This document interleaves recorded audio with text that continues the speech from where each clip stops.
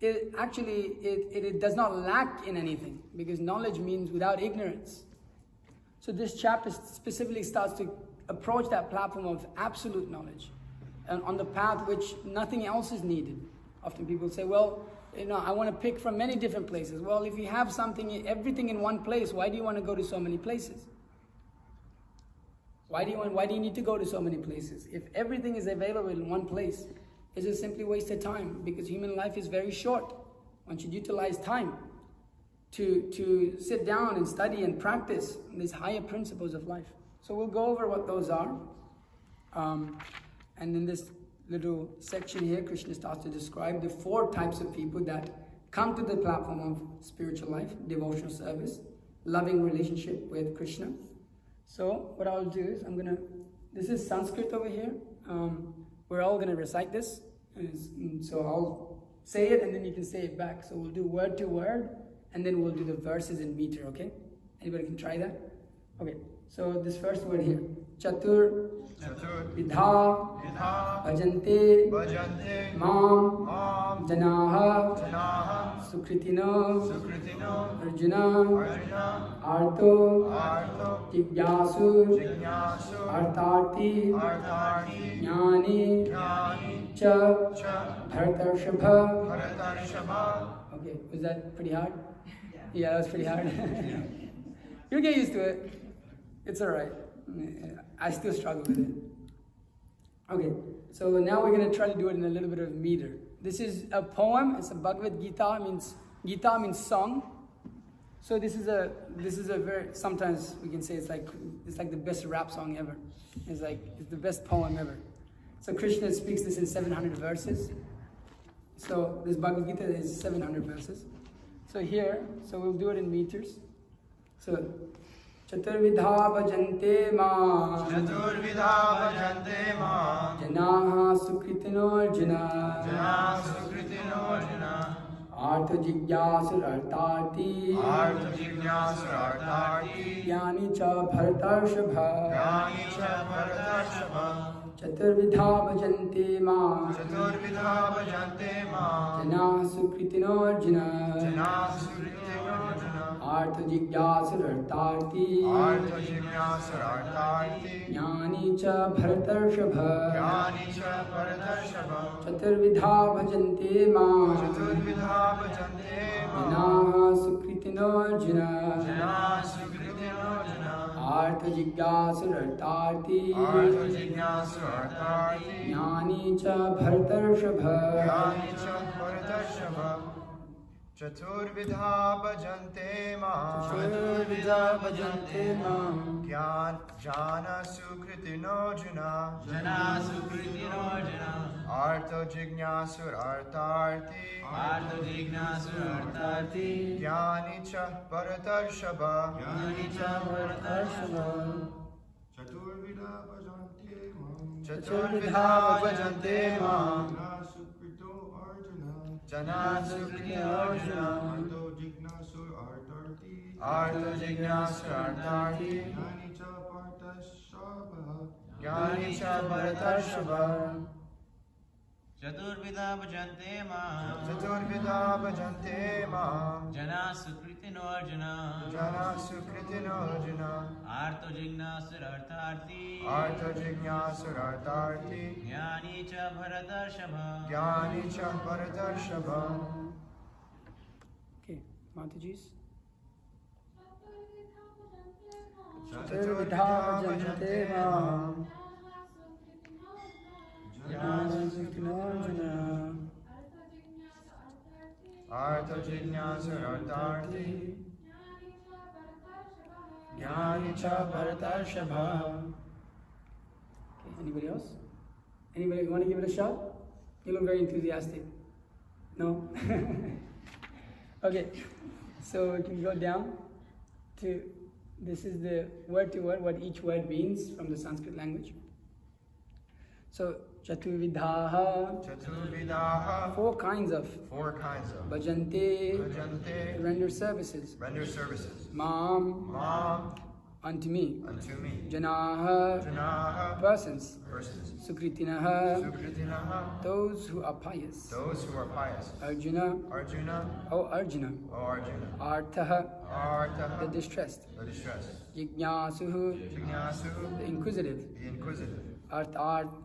Artharthi, Artharthi, one who desires material gain. one who desires material gain. Jnani, Jnani, who knows things as they are. knows things as they are. Cha, also. Also, Bharatarshabha, Bharatarshava, O great one amongst the descendants of Bharata. a great one amongst the descendants of Bharata. Okay, translation and purport by His Divine Grace A.C. Bhaktivedanta Swami Srila Prabhupada ki jai. Okay. O best among the Bharatas, 4 kinds of pious men begin to render devotional service unto me: the distressed, the desire of wealth, the inquisitive, and he who is searching for knowledge of the Absolute. Purport. Unlike the miscreants, these are adherents of regulative principles of the scriptures, and they are called Sukritinaha, or those who obey the rules and regulations of scripture, the moral and social laws, and are more or less devoted to the Supreme Lord. Out of these, there are 4 classes of men: those who are sometimes distressed, those who are in need of money, those who are sometimes inquisitive, and those who are sometimes searching after knowledge of the absolute truth. These persons come to the Supreme Lord for devotional service under different conditions. These are not pure devotees because they have some aspiration to fulfill in exchange for devotional service. Pure devotional service is without aspirations and without desire for material profit. The Bhakti Rasamrita Sindhu defines pure devotion thus: Anya bilashita sunyam jnana karmadya anavritam anukulyena krishnanu shilanam bhaktir uttama. One should render transcendental loving service to the Supreme Lord Krishna favorably and without desire for material profit or gain through fruitive activities or philosophical speculation. That is called pure devotional service. When these 4 kinds of persons come to the Supreme Lord for devotional service and are completely purified by the association of pure devotee, they become pure devotees. As far as miscreants are concerned, for them devotional service is very difficult because their lives are selfish, irregular, and without spiritual goals. But even some of them, by chance, when they come in contact with a pure devotee, also become pure devotees. Those who are always busy with fruitive activities come to the Lord in material distress, and at that time associate with pure devotees and become, in their distress, devotees of the Lord. Those who are simply frustrated are also come sometimes to associate with the pure devotee and become inquisitive to know about God. Similarly, when the dry philosophers are frustrated in every field of knowledge, they sometimes want to learn of God, and they come to the Supreme Lord to render devotional service and thus transcend knowledge of impersonal Brahman and localized Paramatma and come to the personal conception of God by the grace of the Supreme Lord or his pure devotee. On the whole, when the distressed, the inquisitive, the seeker of knowledge, and those who are in need of money are freed from all material desires, and when they fully understand that material remuneration has nothing to do with spiritual improvement, they become pure devotees. As long as a purified stage is not attained, devotees in transcendental service to the Lord are tainted with fruitive activities, the search for mundane knowledge, etc. So one has to transcend all of this before one can come to the stage of pure devotional service. Okay, so before I begin, I'll chant some prayers and then I'll speak on this a little bit. Om Ajnanatimandasya Gananjana Shalakaya Chakshurutamena Tasmai Shigurave Namah Shri Chaitanya Manobishtam Stapitamena Bhutale Swayam Rupakadamaya Dadati Swapadantikam Vandeham Shiguro Shvetapatakabalam Shigurun Vaishnavansya Shri Rupam Sagrajatam Sahagana Raghunathan Vitamtam Sajivam Sadvaitam Savidutam Parijana Sahitam Krishna Chaitanya Devam Shri Radha Krishna Padan Sahagana Lalita Shri Vishakhan Vitamscha He Krishna Karuna Sindhu Dinabandha Jagatpati Gopisha Gopika Kanta Radha Kanta Namastati Tapta Kanchana Gaurangi Radhe Vrindavaneshwari Vrishabhanusute Devi Pranamami Haribhyo Panchakalpatarvescha Kripa Sindhubhyevacha Patitanam Pavanebhyo Vaishnavibhyo Namo Namah Namo Vishnupadaya Krishna Prasthaya Bhutale Srimate Bhakti Vikas Swami Nityanamane Namo Vishnupadaya Krishna Prasthaya Bhutale Srimate Bhakti Vedanta Swami Nityanamane Namaste Saraswate Devi Gauravani Prasharni Nirvisesha Shunyavadi Paschatya Deshitarni Jai Shri Krishna Chaitanya Prabhu Nityananda Shri Advaita Gadadhara Shrivas Adi Gaura Bhaktivinoda Hare Krishna Krishna Krishna Hare Hare Hare Rama Rama Rama Hare Hare Guru Vaishnav Bhagavan Tinere Smaran Hai Vigna Vinashan Anayashe Hai Nijavanchita Purana Jnananandamayam devam nirmal spatikakritim adharam sarva vidyanam hayagrivam upasmahe.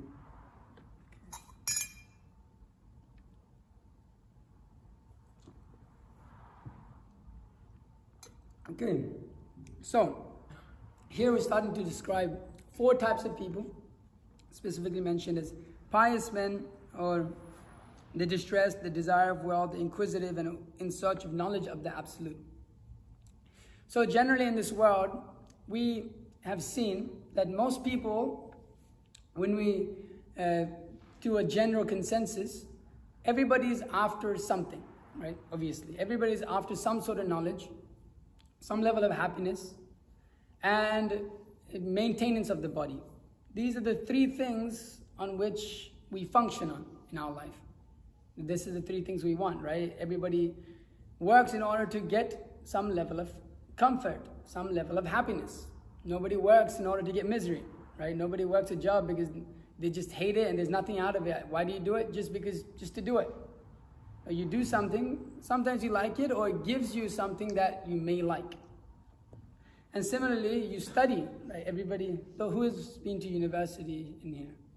A few? Okay, all right. You study something because it gives you knowledge. It gives you a sense of, well, I want to know more about the world. Some may study chemistry, myself physics, and what did you all study in universities? Business. Both business? Okay, all right, like the CEOs over here. Okay. And then? Game design. Wow, okay.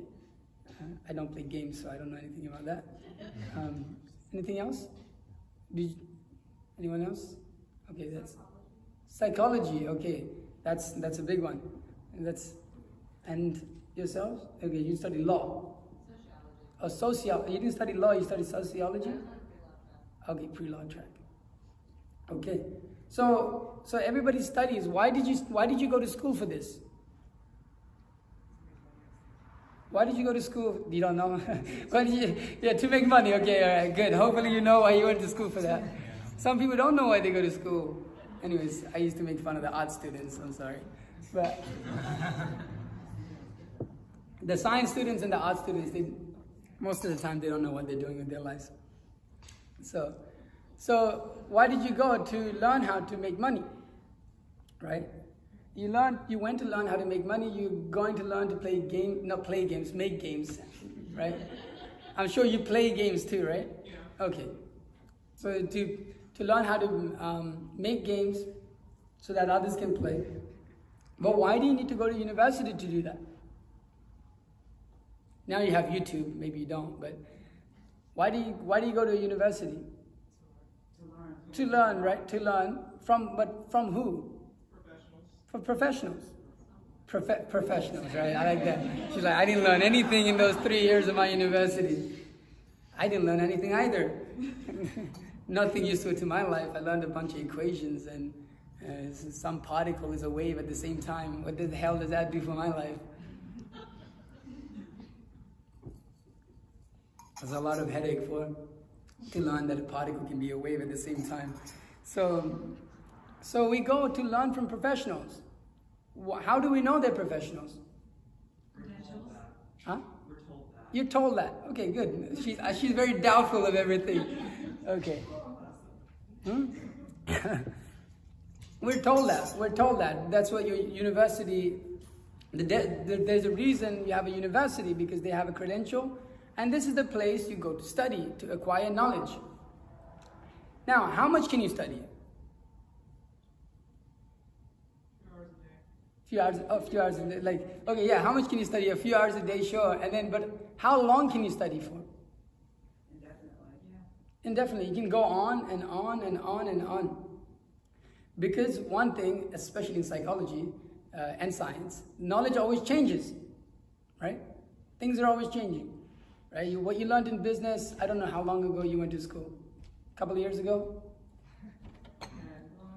Long time ago. Okay, so now what you know about business, what they teach in business now is very different to what business is. What they used to teach you is very different to what they teach now, probably. We had one devotee who did business recently.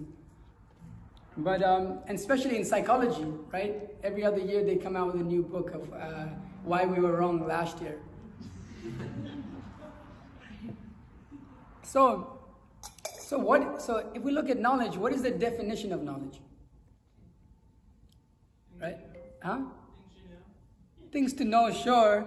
That's that kind of self-defeating definition, because knowledge includes knowledge. It's things to know. But what should knowledge do? Always knowing. Huh? Continuous knowledge, like always knowing. Yeah. Well, so if you have knowledge, it should remove your ignorance, right? It should reveal to you the proper thing. Now, if things are always changing, if knowledge is always changing, can we define that as real knowledge? Because what you learn today is ignorance tomorrow, right?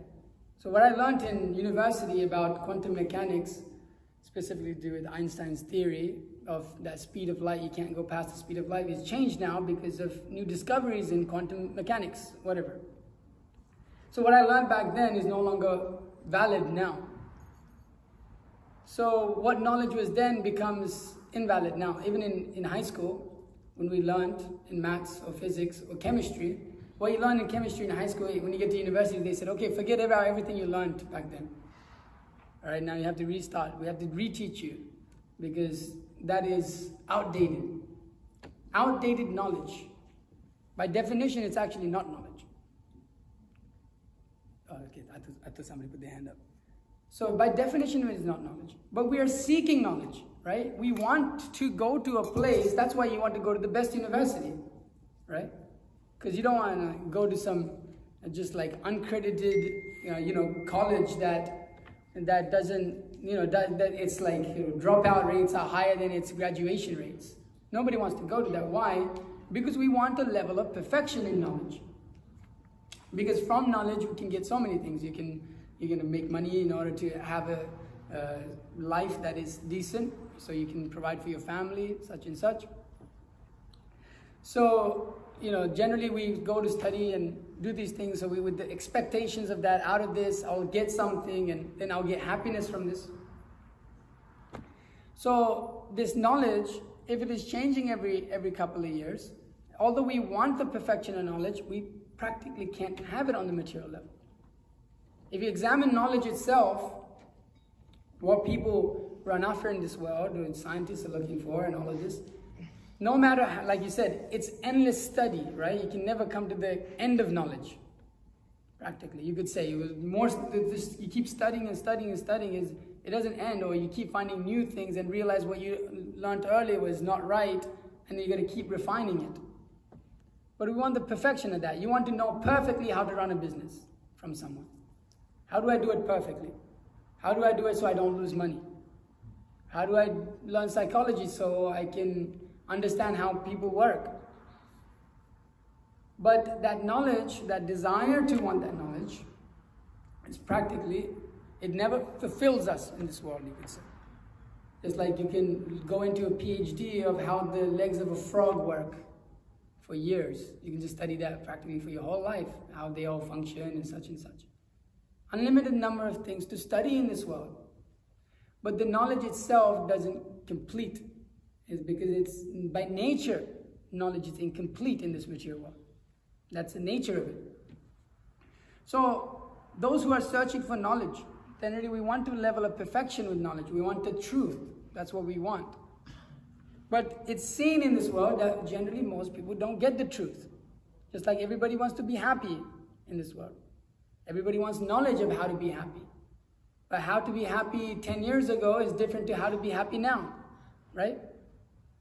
You have to have a different set of things now to what you had to have in 2010. It's completely different. Or the 2000s, those who were adults in the 2000s, I don't know, what was the idea of happiness back then? Maybe. Anybody? Nobody was it? Okay. Nobody remembers? Making money. Making money, sure. Making money, that's the... But what is different now compared to back then? You didn't have phones, right? You didn't have phones in 2000s? We had the Nokia that, you play the snake game. Motorola, okay. You have privacy. Yeah. You can be off the grid. Okay. That's the good things. There you go. When you look back, everything is better back then. Nothing's slow. Yeah. What happens is the older people think, well, it used to be better back then, and it's worse now. It is. Yeah, see, it's always worse. It's always worse. And then 10 years later, when we're at the old age, we go, man, it was so good back then. It's the nature of this world. So the standard of happiness changes. What the hairstyle that was the coolest thing on the block in 2010 is like not so cool anymore. Everybody remembers, I like to say, the Justin Bieber haircut everybody used to get. Everybody remembers that? Now that's like not so cool anymore. Then you got to get like the fade, and I don't know what they do now, but you got to get the fade, right? Generally, that's what it was just before I left. And before I left and joined the monastery, you had to get it short here, and then it goes longer, and then you, like a pineapple. Yeah, so basically, so it's like a pineapple basically. So and that if you have that haircut, then you looked at, okay, this guy's got it together. If you have a haircut like mine, which is pretty crazy, all I got is this little back over here. If I untangle it and put it to the front, it looks like I have full set of hair again. Sometimes I do that for fun. It doesn't look the same. But so your hairstyle has to change. The way you wear clothes has to change. What was it? You got to buy $400 Yeezys in 2016. That was it. Huh? When they first came out, they were like $2,000. $2,000 for some Yeezys, and if you had them, then you're if she doesn't know what Yeezys, you don't know what Yeezys are. Good for you. That's awesome. Okay. So you had to have this big thing, acquire of some sort of wealth. We wanted some sort of wealth, right? Desire for wealth, desire to have some level of like, oh, wow, look at me. I've got a Kanye shirt on that costs $400. It's just a white shirt. That's it. It's just a straight white shirt that costs $400 for no reason. It just has a little tag on the back. We're going to display wealth, and we think, well, that's going to make me happy. Well, that's going to, that is what's going to satisfy my life. So we generally want wealth. We want knowledge. We're inquisitive about life in general, how to work, how to understand things. So even in the normal world, people can be put into these categories. And when we don't get those things, we generally become distressed, right? With some level of stress is there. When the philosopher in the university although he philosophizes so much, just like the scientists, their conclusion is everything comes from matter. So your existence basically is just not different from this table. It's just that somehow you're conscious and the table's not conscious. But at the same time, when your loved one dies, you can't just look at it as a chemical. There's some feeling, there's some intense feeling. Why do you have to mourn? Why do you have to cry? You're a scientist, here's the knowledge, right? You know that everything is matter at the end of the day. Everything doesn't really actually make a difference whether you die or live. It's just a transformation of the atoms, they stay as they are. So it's this transformation of the body going back into the earth. What's the problem? But then why do you cry? Why do you have feelings? Why do you have all of these things? They become bewildered, although they think they're in knowledge. Their knowledge is not complete. So they become distressed. They become confused. Similarly, the same people, those who are desires of wealth. When we run after wealth, maybe you're a big businesswoman. You maybe not. Okay, she's like, no. Okay. Or some people may be big businessmen, and they may make so much money, and in the beginning, before you start, you're like, wow, I can't wait to make so much money. Seems like such a nice thing, right, to have so much money. But when you actually, it's most people's experience, when you actually get that, it's like, damn, I wish I didn't have this money. Why? Because everybody's trying to take it from you. Everybody's trying to steal it from you, practically. The other companies are competing with you. Then you have to think about how to compete with them, constantly on a struggle. People think, well, if I own my own business, I'm going to be like much happier. But actually, even owning your own business is quite a struggle, right? It's a lot of stress. So sometimes we think that by getting some material knowledge or by getting some wealth, or you could say even mitigating some distress in our life by going on vacation, well, this will give me happiness. And so we see generally people, they run after these things, wealth, money, happiness, such and such. But generally people are frustrated by these things. And generally we tend to just cover it up, in order to be normal in society. Nobody wants to reveal that actually life is a little bit hard. It's hard to tell someone that, because my teacher, she was an amazing teacher. Amazing generally for us means like not that great. So it's like a sarcastic thing. That she used to tell us in her classroom that when I feel sad, I go to my friend's house. I said, oh, okay. Why? She said, because she's doing much worse than me. Yeah, and when I go there and she tells me about all her troubles, it makes me feel happy. We were like, all right, this is crazy. And that's how it is actually. Even if we examine our own lives, at least I have this. At least I'm doing better than someone else. Right? When we're having a struggle in life, and life is a little bit of a struggle, generally we go, at least I'm not in a place where this and this and this and this and these qualifications. Instead of seeing, okay, how to solve my problem that I have so that I do not come to this place again or to this platform again, we try to cover it up by saying, well, at least this, at least that, at least this, at least that.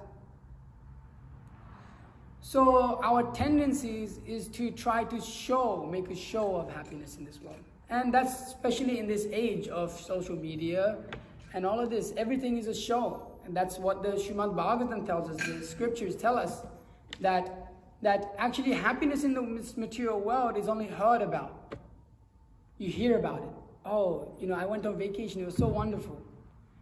But people go on vacation and you lie in the sun for a little bit. If you've ever been to the beach, everybody been to the beach over here on vacation?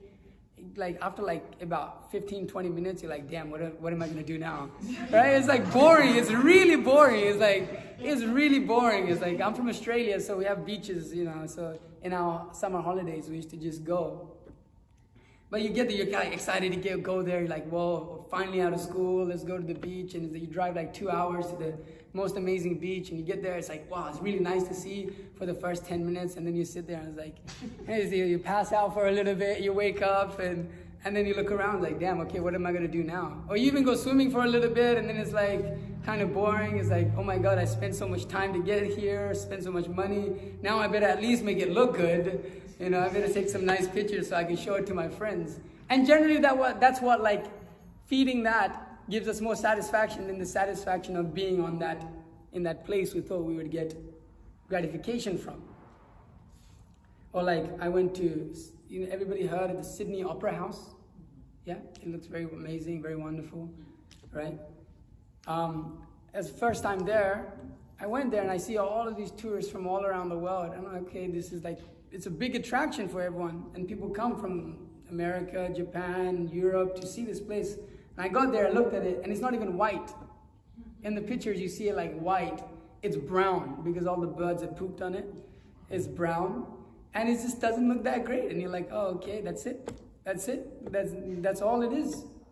And another devotee told me, Eiffel Tower, when you go there, it's all wonderful and romantic on the movies and feeling. And you go there, it just looks like a big scrap of metal. And it's quite disappointing actually. So our desire to become happy in this world, we're always met with quite a high level of friction. We want to become happy, but things they may work for a little bit of time, and then you have to switch it and try something different. The knowledge we acquire, it is never complete. We have to keep on top of it. We have to understand. We have to continually see that we have to learn new things, especially of the same subject matter that you've learned already. So this generally frustrates us. And so you'll see that here, these are the 4 types of people that is also being spoken about. And so when one is generally frustrated with the externals of this world, he starts to come to some level of, okay, what's higher? some level of that is aroused in his life. What's higher? If he's not of these four categories that Krishna speaks about previously, which is a long set of lectures, if he's not grossly foolish, who are lowest among mankind, whose knowledge is stolen by illusion, or who partake in the atheistic nature of demons. So if it is not under those categories, those who are open, sometimes straight out, and people just reject the idea of even God. They just not care about any higher sense of life, or just grossly foolish, as being said here, or our knowledge is stolen by illusion. They cannot come to the platform of even approaching God. So when one starts to understand, well, in this world, all of these things that I have tried to get, this happiness, this knowledge, this wealth, all of these things are not satisfying me, then what will satisfy me? Because satisfaction must be there, because we're getting a taste of it. Whatever you do, you're getting something in your life. Otherwise, if there's no pleasure, then it's very difficult to go on, right? But we want to know how to sustain that pleasure, how to have that pleasure in a very sustainable way and for the rest of our lives. Everybody wants to be happy all the time, right? That's what your whole life is. Most people work on that basis. Well, I want to be happy. I have to work hard now, so I'll be happy in the future. That's basically the basis of people's lives. Anytime I talk to university students, that's what it is. It's like, man, it's really hard, but I just gotta keep grinding, and then you get into a job, and then the grind continues. So it's always in the distance. But so then one starts to approach the some level of higher form of knowledge. One may, in distress, in a difficult situation, may go and pray to God. As Prabhupada says here, those who are philosophers, who are bewildered, they can't understand things, they may inquire of knowledge. Or those who desires of wealth, sometimes we see that's a very common one.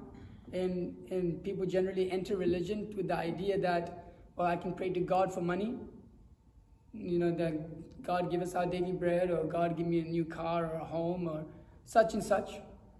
They try to approach a higher level of truth, or higher level platform beyond material platform, to try to fulfill those goals, to try to become happy, to try to acquire some knowledge, to try to satisfy the inquisitive nature. Just like we have a lot of people, some people who like to read a lot, because they just want to know. They want to know what is absolute knowledge. So these four people start to come to the platform of approaching God. Because they understand, generally the knowledge we're getting just from the ordinary people, it is not complete. It will not satisfy us. The happiness of this world, it's like compared to the chewing of the chewed. Just like when you chew gum, and it starts to lose the flavor, it becomes very gooey and it's just neutral, and then it just becomes disgusting. So the happiness of this material world is like that also, and it gives us great distress. Dukhalayam ashashvatam. We are constantly bombarded by distresses in this world. Different distresses of the body, right? The body troubles us. Sometimes the weather troubles us, and sometimes other people trouble us.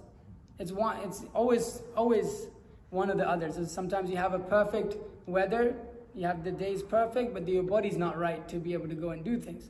Sometimes the day is perfect and your body is right, and other people are just like being nasty to you. So all of these three things are never perfect for us. So we have to look beyond. We have to look beyond just the platform of material existence, because we start to recognize, well, actually, that this is incompatible. That my desire to become happy and desire all of these things it is not compatible with this world. That we are not of this world, actually. We're different from it. We're not just matter. We're not just like this phone or this table. We're actually beyond that. We have consciousness. Not just consciousness, but higher consciousness. We have the ability to inquire about higher things in life. So we start to recognize this point, that actually, hang on a sec, what am I? Who am I? This is the first step in human life, as I was talking about. This is the first step one is meant to take in human life, about asking a question, okay, who am I? It's very downplayed in our society and in our education, in that basic question of who am I? Am I this body, which changes every couple of years, from which when you're a kid to now, you look completely different. From a kid to becoming an old man, you're completely two different bodies. Are you two different persons? No. You're the same person. Your mind is different. The way you think is different. Your intellect is different. But you, the observer, have observed all of these changes in all your lives. You can see it. You can, in your mind, you can pretty much see, okay, I used to be like this when I was a kid. You can observe that change. And even now, you can look at yourself and you can even say, okay, I'll change, maybe I'll change like this in the future. This is how I might look. So we are different from that change. Because if you're, anyways, a philosophical point, if you are the change, then you won't be able to observe the change. Just like, an easy way to understand this is we can't observe the earth spinning at 365 meters per second. It doesn't feel like we're spinning. What are those things that those little kids get on? And you spin them and they just like go around until one guy just flies off. Merry-go-round. Is that what it's called? Didn't have many of those in Australia. That's what it's called. I just see in American movies. Yeah, you see that? It's like at a playground and you spin it. Yeah. Yeah. It's not merry-go-round. Okay, anyways, one of those things. So, you know, when you're observing it, you can see, oh, this thing is going that fast. But because we're situated on this earth, we can't actually observe that. We can't observe the changes that the earth is going under. It's traveling around. We observe it because the weather and all of this, okay, it's winter, summer. That's how we can see. But practically for us, it just feels like we're just like still, stationary. It's not really moving. So we can observe the change if we are a part of that, if we are the change. But because we are different from the change, we're different from this body, we can observe that change. So we are a spirit soul. This is the first point that is made in the Bhagavad Gita. That is the first point that we have to understand. That's the basis on which we have to understand life. Otherwise, it becomes illusory. It's just everything is changing all the time. The only constant factor in our life is we, the soul. We're able to observe all of these changes. So it's natural to ask the question, who am I? Not just to accept, okay, I'm black, I'm white, I'm a woman, I'm a man, such and such and such. These are designations, temporary designations. Just like the body of a kid is a temporary designation. And it's changing. Similarly, the body of a man or a woman or whatever animal or tree, at the time of death, similarly it changes into another body. So the natural inclination for the living entity should not just be at a university, okay, how to make money, eating, sleeping, mating, and defending. These are generally what we inquire about. How can I eat better? How can I sleep better? How can I have sex better? And how can I defend myself? How can I make sure everything is maintained so that I don't lose it? But these are animals are also doing that. They do that and they don't have to go wake up they wake up pretty early, I think. But they don't have to go work a job and such, but they're being maintained. That's on the level of an animal. But the human being means coming above this and starting to inquire about the self. Therefore, our spiritual master Srila Prabhupada would often criticize, why is there not a department which teaches the science of the self, the science of the soul? Why is there no department? This is the most important question of our lives, who we are, and nobody's teaching it. What is death? What is birth? What is this old age, disease? Why is nobody teaching these things to us? That is the real problem, right? Everybody wants to solve problems. Death is a pretty big problem. That's a pretty huge problem that everybody's ignoring. Why is this being ignored? Because of illusion, because of foolishness, because of rejection of even trying to understand on the level of who is God. So those who can at least accept that, okay, there may be a God. Actually, even if they don't accept it, like you've seen great atheists, if the plane is crashing, they say, "Dear God, please help me." Dear God, please help me. It's natural for the living entity to actually love God. It's natural. It is our eternal nature. We're like fish out of water right now, identifying with so many designations of this world. But when we enter back into that designation, our true designation, our real ego, real self.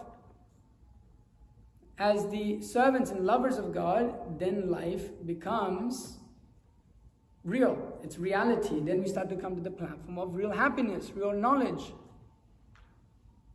Because it's on the platform of reality. It's just like in your dream, you can work for so many things. In your dream, you can become a millionaire. You can have so many women. You can have Versace and whatever you want.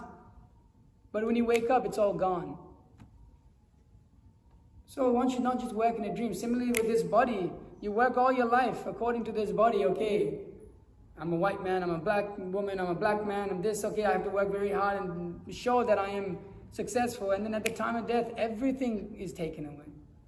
One person told me, I don't see death as a problem. I said, oh really? I said, you don't see it as suffering? He's like, no, death is very peaceful. I said, okay, all right, let's consider this. All right, you have, what do you own? You own a car and a phone right now.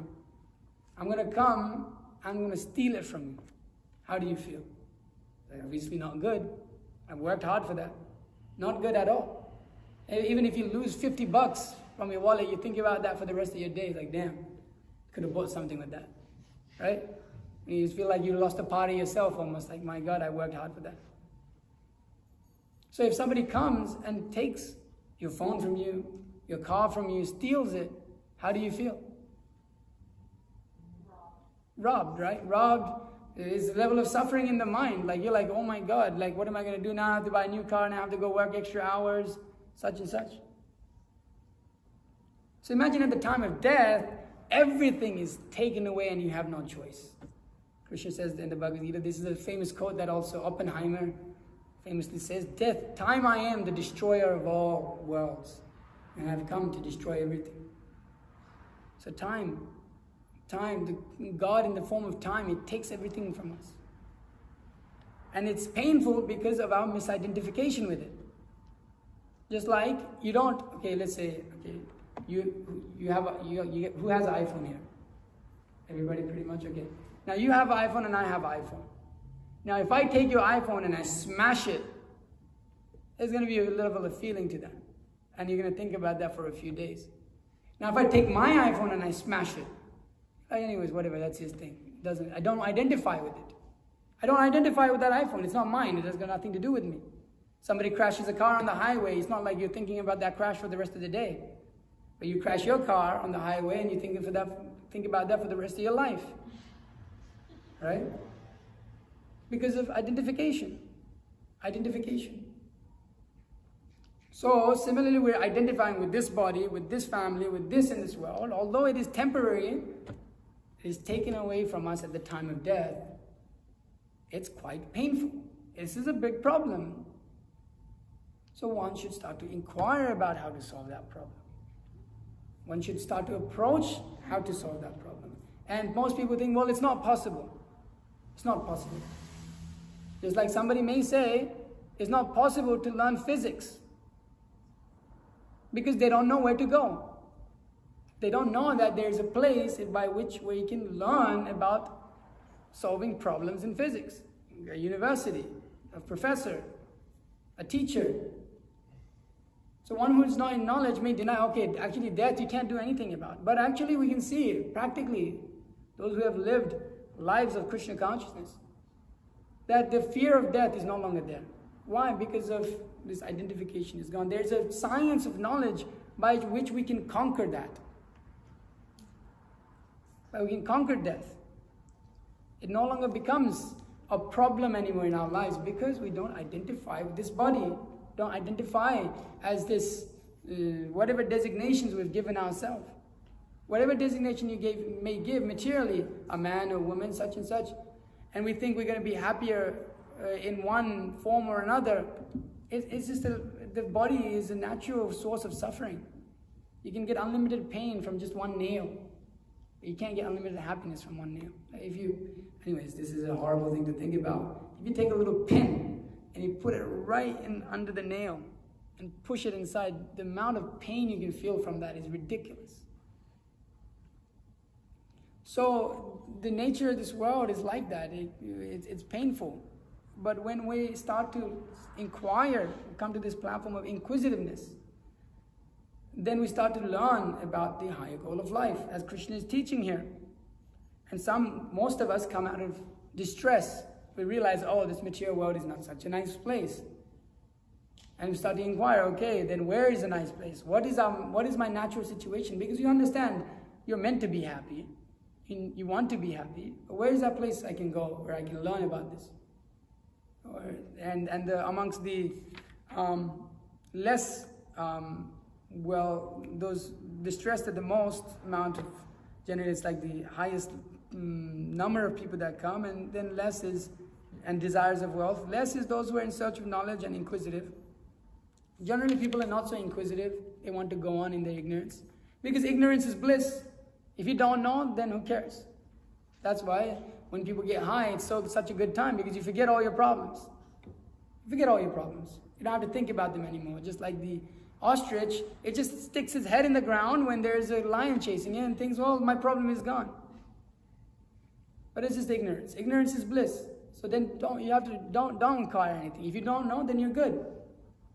But it puts us in a very dangerous position. So there is not so many people who are inquisitive and in search of knowledge. Generally we are distressed. Generally we try to change our situation and we become inquisitive because life becomes sometimes really distressful. And we want to know how to solve that problem. We're naturally problem-solving beings. We want to solve a problem. The monkey doesn't care. One house is gone, it just goes to another house. Animals can't think beyond that. They solve problems too. You could say they go and get food and then find a mate and such. But specifically, a human being, his inquisitive nature he has a higher ability to do that. So we come out of distress and we start to inquire about, who am I? What is my purpose? Who is God? This is the most essential questions of life. And so when one comes to this platform, just with the idea of just even having, mitigating our distress to God, specifically here mentioned, Krishna consciousness, we start to inquire and learn about God consciousness, and we practice those things. Specifically, you'll see like we are chanting today, we're doing this meditation, Maha Mantra. This is called mantra meditation. This is, man means mind, tra means to deliver the mind from so many material anxieties. It's quite nice. It is quite a meditation. When I first got into meditation, I watched some YouTube video of some bored guy saying something, and he was just like, okay, sit there and just empty your mind. And I was sitting there, I was like, what is he talking about? How can you, like, this is philosophically even, like, how the mind is the whole function of it, and is to think. And to deprive that means, well, now you don't have a mind. Like, just like water is wet by nature. That's what the definition of water is, that it has its liquid, wet form, Say if it's okay, water, dry water, what is that? It doesn't exist. So a mind that doesn't think, a mind that's empty, what is that? You may be able to change its state for some time, may be able to just have no thoughts for some time, but that is its nature. So the Maha Mantra, it delivers those, instead of those thoughts, instead of emptying the mind, we fill the mind. Fill the mind with sound vibration. So fill the mind with the mantra, or the Hare Krishna Maha Mantra. So this is the process of this meditation. So when we come to this, it does mitigate our distress.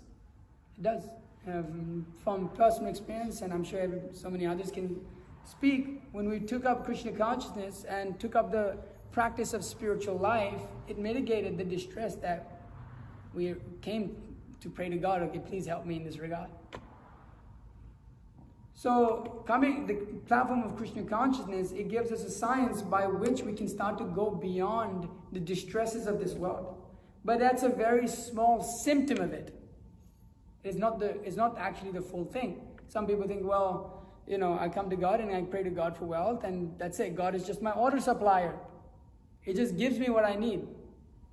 And I go there once a week and say, okay, God, you give me this. I've committed this many sins. You take that and you give me what I want.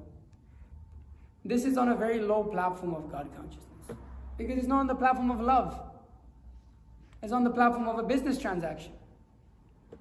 But Srila Prabhupada is saying here that Those who come with this attitude in the beginning, okay, that's okay, but eventually, by hearing and by understanding the goal of life, by awakening that natural inquisitive nature and that transcendental knowledge that is being received in these books, we start to come to the platform of real love for God, real love for Krishna.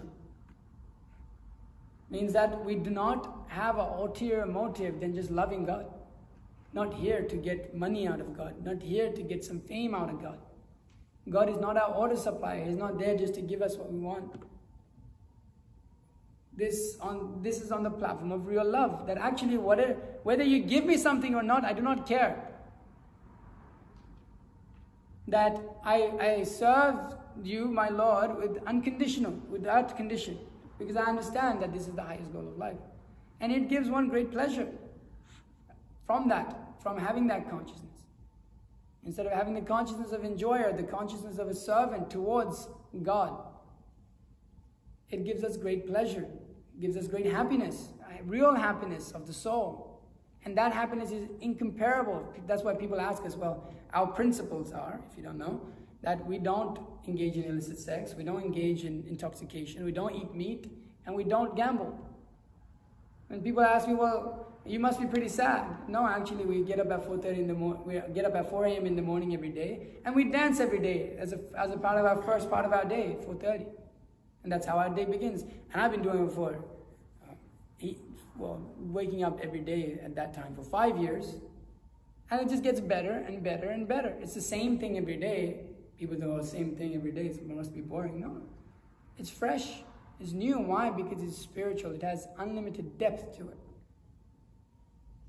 So the platform of spiritual life, it brings us to this level of pure love for God, that going from a platform of just trying to enjoy in this material world, which gives us a great level of distress, unhappiness, we don't get what we want. Actually, we don't know what we want.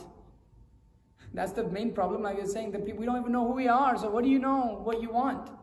You're just getting things what other people are telling you. People say, well, I think freely. So somebody gave you the idea to think freely. The idea of that, I'll think freely, I want to be free.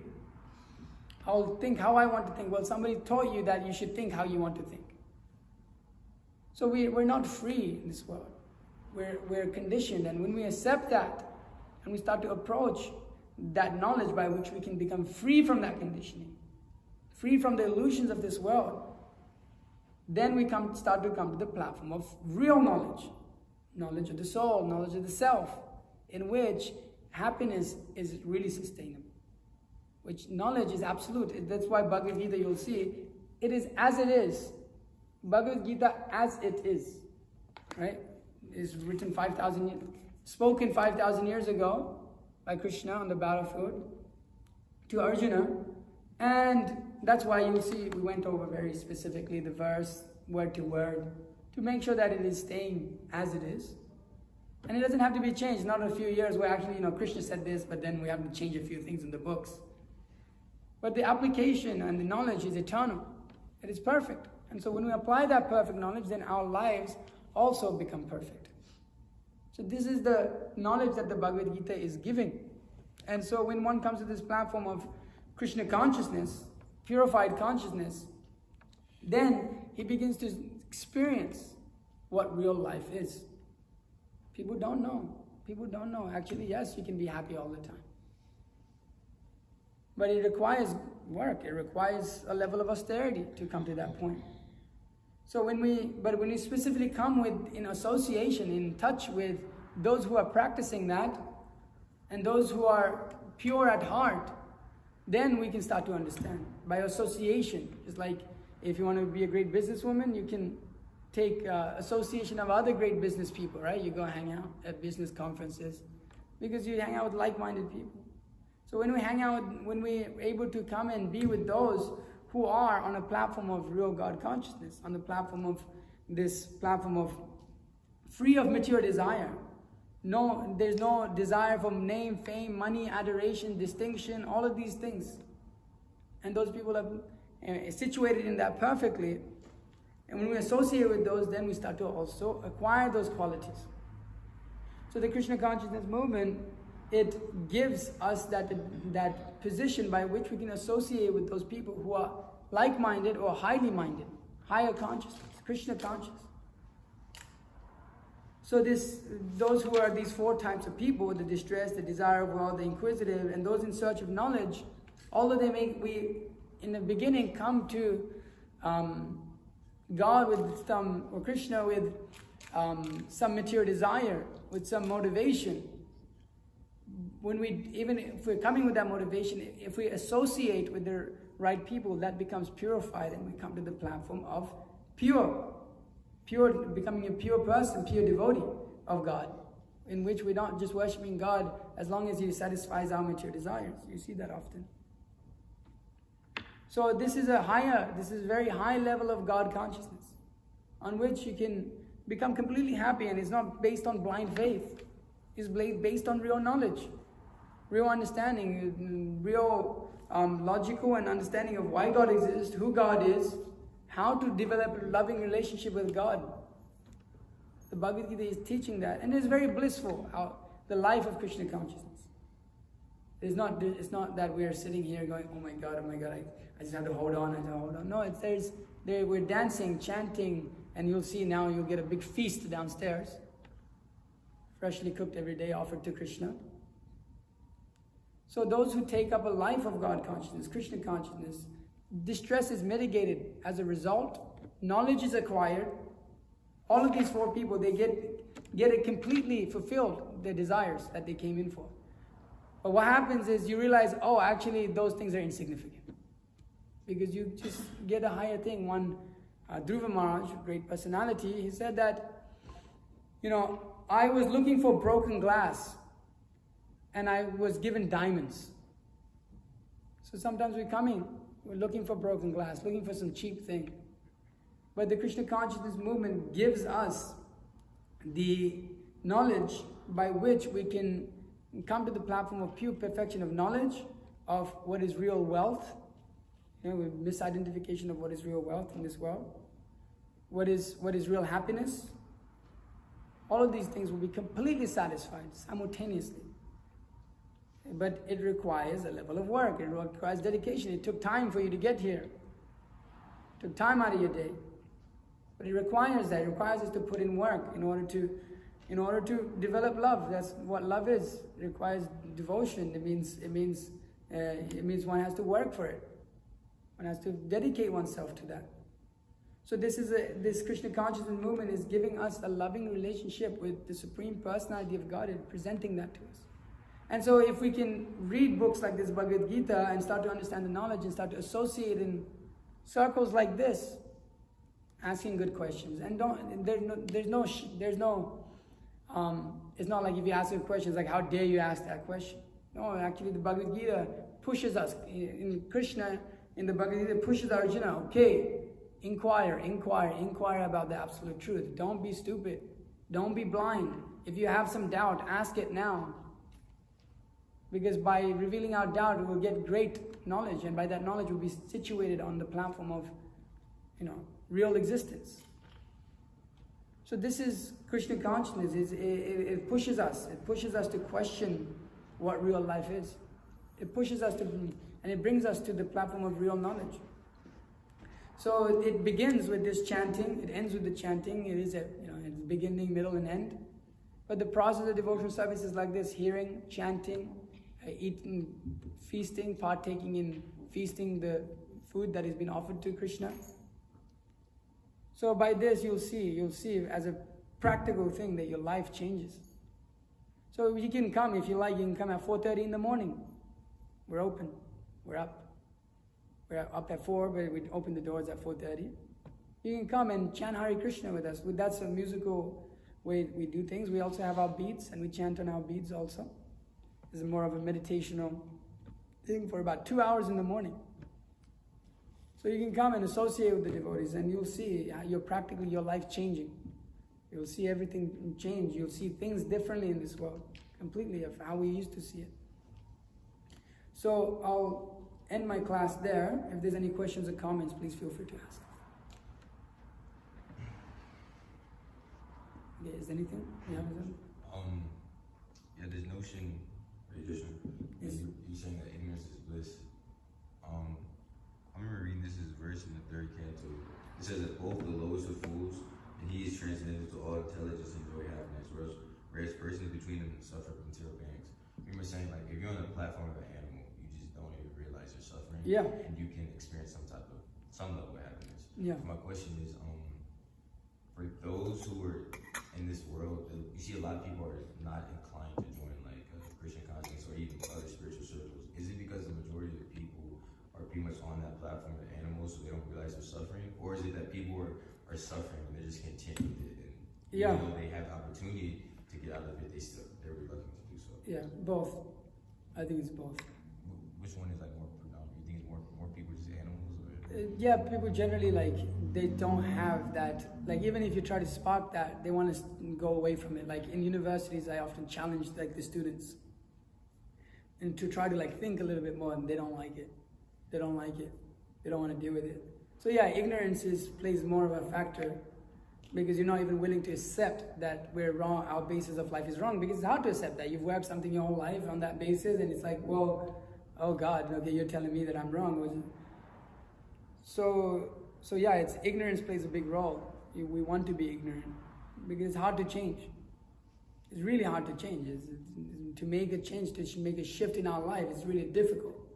And then the other thing was that those who already they know, but they just can't. They don't want to do it. Yeah, it's like they're suffering because, like I said, there's those who are transcended, which are like paramahansa, and those who are just like grocery foods, and then everybody in the middle, they suffer. Yeah. So it seems like the majority of people actually they know they're suffering, but they just don't want to come out of it. Yeah, they may not know where to go, and also be even afraid to admit it that they're suffering. It's like a whole thing. So yeah, it's like multiple things that play into factor here.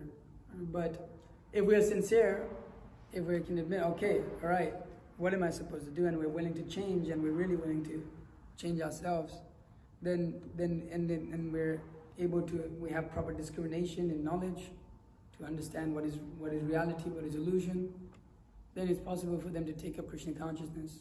It requires a lot to take up Krishna consciousness, actually.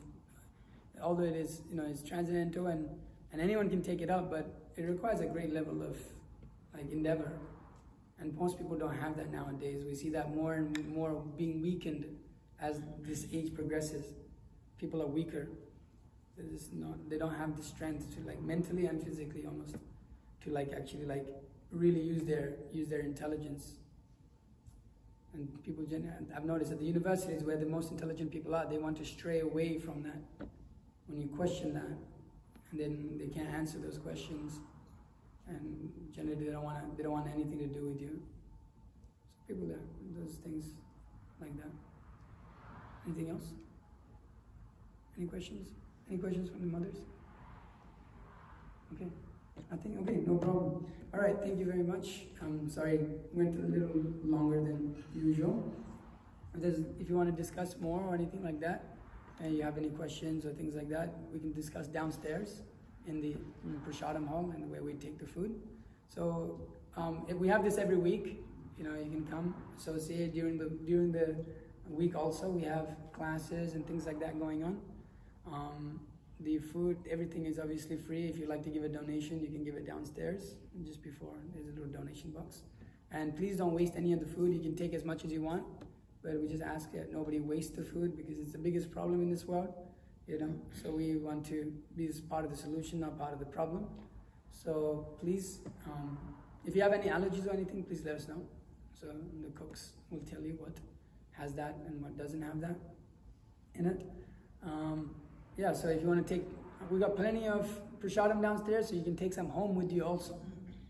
Okay, so everybody can take as much as you like. Take it home, give it to your friends, give it to your family, give it to your enemies, give it to anyone that you like.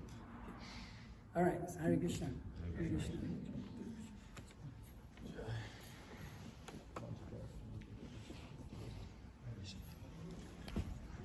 Okay, 7 people, it's not bad.